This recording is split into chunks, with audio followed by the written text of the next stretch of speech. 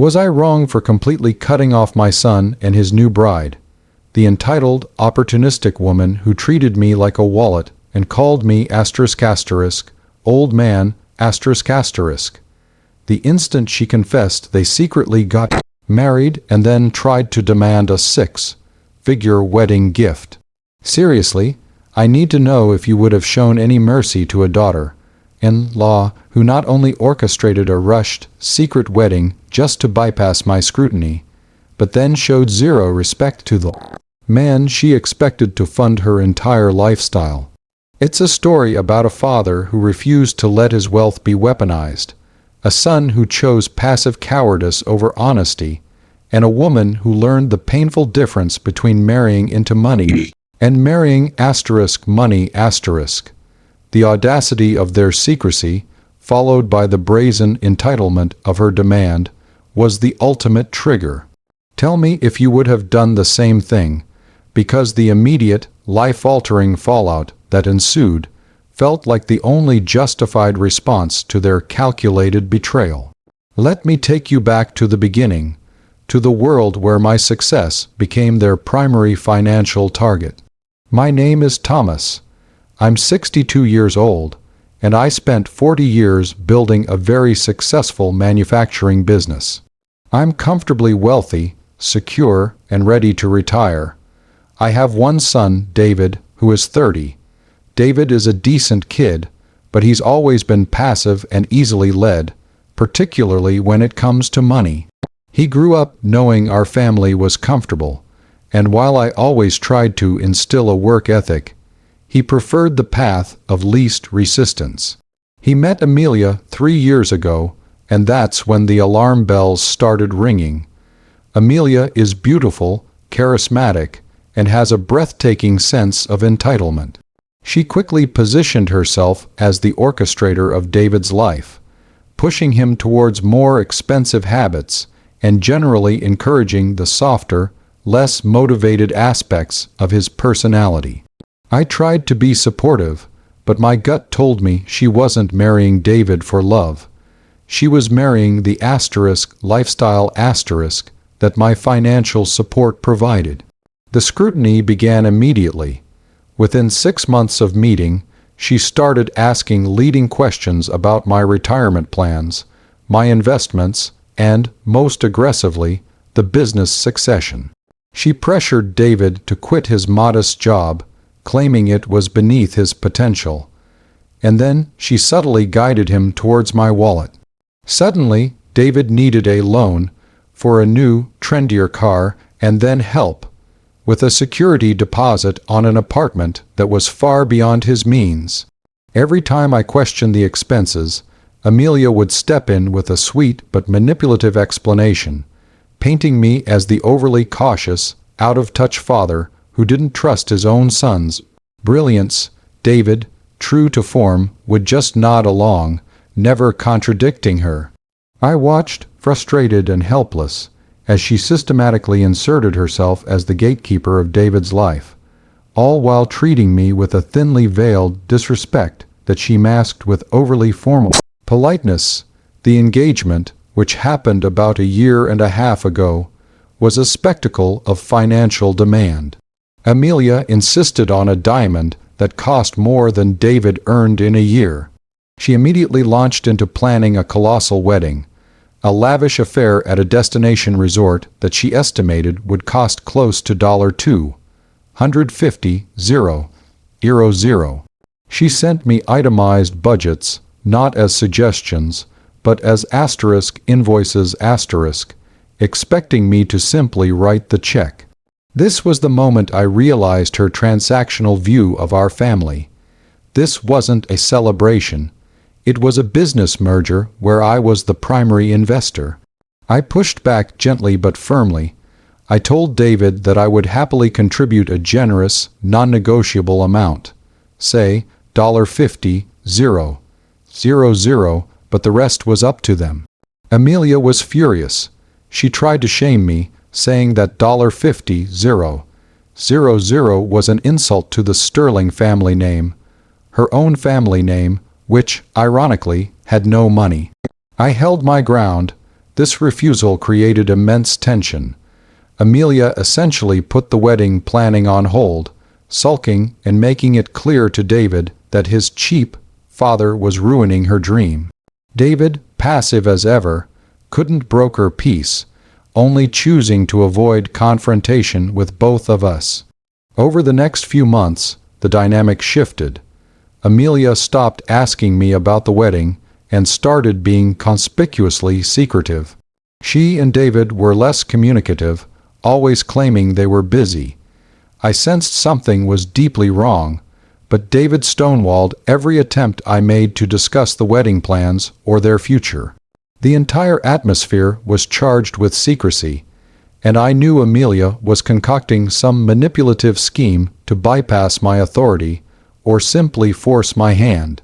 I started getting worried about my estate plan, realizing that if they were married, my assets could be leveraged by Amelia in ways I couldn't control. I contacted my lawyers and began the slow, tedious process of amending my will, tightening the trust funds, and ensuring that any financial support was discretionary and based on my sole judgment, not automatically granted upon their marriage. It was a tedious process, but Amelia's greed had finally forced me to protect my legacy. The confrontation that broke everything happened last Saturday. I had driven over to David and Amelia's apartment, unannounced, because David hadn't returned my calls for a week. I wanted to see if they had finally decided on a new, more modest wedding date. I knocked, and Amelia opened the door. She looked pale and flustered, dressed in an expensive-looking silk robe, holding a steaming cup of coffee. David was visible in the background, looking uncomfortable. I smiled warmly, trying to bridge the gap. "Morning, Amelia. I haven't heard from David, just checking in. So, have you two finally set a date? When's the wedding?" I asked, completely genuinely. Amelia looked at me, glanced back at David, who quickly busied himself in the kitchen, and then turned back, a cold, calculating smirk playing on her lips. She took a slow sip of her coffee, looked down her nose at me, and delivered the ultimate insult, the complete confirmation of her disrespect and her scheme. "Oh, we got married yesterday, old man, she said, stressing the last two words with deliberate, venomous contempt. "It was just a small courthouse thing. No need for your big, budgeted party." The shock wasn't just in the announcement of the secret wedding. It was the casual, cruel delivery, the deliberate use of old man. It was a complete dismissal of me, my feelings, and my standing as David's father. David, hearing the conversation, didn't emerge from the kitchen to defend me. He stayed silent. He was complicit in the secret, and he was complicit in the insult. Before I could even process the emotional violence of the moment, Amelia walked closer, clearly ready to execute phase 2 of her plan. Her smirk widened. "Now that we're officially family," she continued, her voice hardening, "we're going to need that $250,000 wedding fund, even if we had to do the courthouse thing. Consider it the down payment on the house we want. A wedding gift from a generous father-in-law to his new daughter." She stood there, arms crossed, waiting for me to pull out my checkbook, having successfully navigated my cheap scrutiny with a quick, secret marriage. So that's the situation I was in. Publicly betrayed, privately insulted, and then immediately faced with an aggressive $500,000 demand from a woman who just called me old man, after orchestrating a secret marriage with my spineless son. Before I tell you what decision I made, the choice that completely detonated their financial future, I want you to pause and comment below what you would have done in my shoes. Would you have calmly offered them a compromise, forced David to choose, or done what I did, and used that moment of brazen entitlement to deliver an absolute, crushing consequence?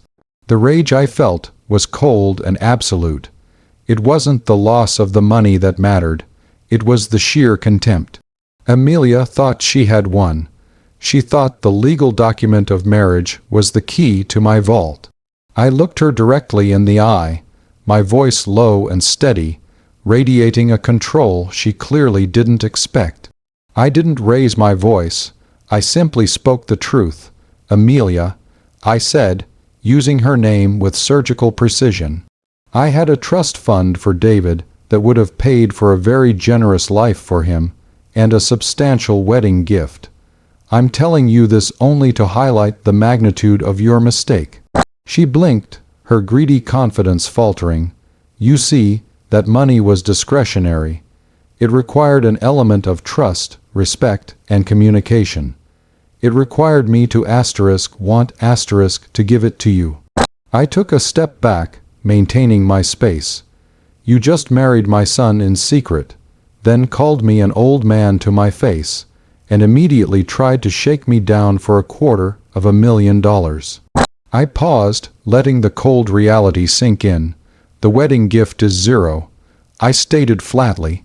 The trust fund is locked down and will remain solely discretionary. And believe me, my discretion has vanished. And since you clearly prefer to operate outside of my family's trust and guidance, I am closing off all financial support to David as well. He is now 30, legally married, and needs to be supported by his wife's ambition, not his father's money. I looked past her to David, who was now frozen in the kitchen doorway, staring in horror. You chose her, David. You chose secrecy and cowardice over honesty. You chose to let your father be disrespected for a financial prize you no longer have.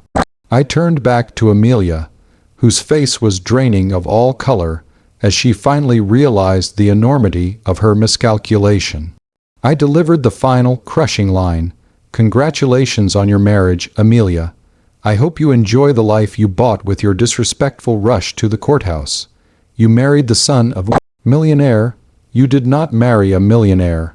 And you just lost the source of his entire future income. You get nothing. I turned around and walked out, not waiting for a response, and drove straight to my lawyer's office to execute the final, permanent changes to my estate, ensuring that neither of them could ever touch my money unless they met my explicit, stringent, and now highly improbable conditions. I blocked both David and Amelia on every possible platform. The fallout was immediate and spectacular. Amelia, who expected to move into a lavish house funded by my gift, suddenly realized she was married to a man with no job and no independent financial stability. The marriage, founded on the premise of inherited wealth, imploded spectacularly. I heard through business channels that the initial shock was unbearable for David. He tried desperately to contact me, not out of apology, but panic, begging me to reinstate the funds. I held firm. He had made his bed. The consequences were total.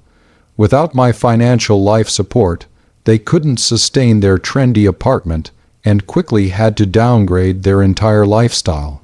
Amelia, realizing the gold rush was over, became overtly hostile to David, blaming him for not managing his old man. The passive son finally had to face reality. The last I heard, less than 6 months later, they were in the middle of a messy, angry divorce, fighting over the few pieces of expensive furniture I hadn't subsidized. Amelia had miscalculated so profoundly. Her greedy scheme to bypass my scrutiny not only failed to secure her inheritance, but detonated her entire parasitic marriage. David, now financially independent from me by necessity, was finally forced to get a real job and stand on his own 2 feet. I lost a son that day, but I saved my legacy and protected my fortune from a parasitic predator. My money was not a tool for her manipulation, and my respect was not a trivial thing to be tossed aside. The moment she called me old man and demanded money, she confirmed her role as a threat, and I chose surgical self-preservation. So, tell me, was I wrong to use the declaration of their secret wedding and the insult as the final, absolute justification to sever all financial ties, knowing it would result in the collapse of my son's marriage? Was my financial self-preservation justified, or should I have endured the disrespect for the sake of my son? Let me know your final, honest thoughts in the comments below. Like this video if you were on my side. Subscribe to the channel for more shocking, true stories of entitlement and justice. And share your final thoughts on this whole unbelievable mess in the comments section. I'll see you all in the next story.